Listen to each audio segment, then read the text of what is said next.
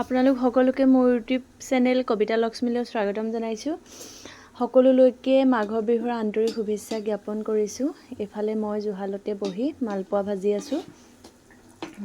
আজি যিহেতু উৰুকা আৰু কালিয়ে পিঠা পনা প্ৰায়খিনি হৈ গ'ল, কিন্তু মালপোৱাকেইটা গৰমে গৰমে খাই ভাল লাগিব বুলি আজিৰ কাৰণে থলোঁ।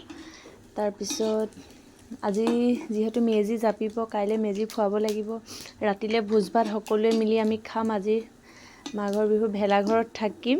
ভিডিঅ' মই লাহে লাহে দি থাকিম আপোনালোকক। মোৰ সকলো বন্ধু বান্ধৱীলৈ মোৰ ফালৰ পৰা মাঘ বিহুৰ আন্তৰিক শুভেচ্ছা জ্ঞাপন কৰিছোঁ। এইফালে আমাৰ মেজিৰ কাৰণে যা যোগাৰ চলি আছে, ইফালে খৰি কাটি আছে। তাৰপিছত মই তিলপিঠাও বনালোঁ। তিলপিঠা বনাই হৈ গ'ল আৰু প্ৰায় পিঠা পনাবিলাক লাৰু চব বনাই হৈ গ'ল।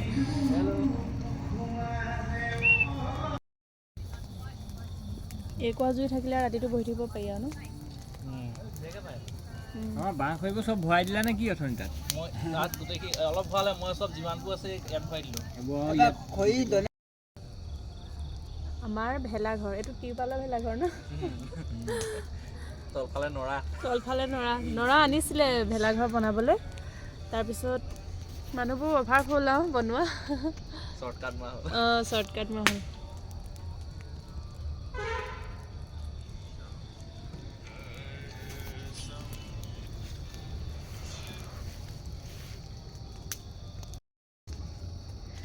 এইফালে আমাৰ মেজি।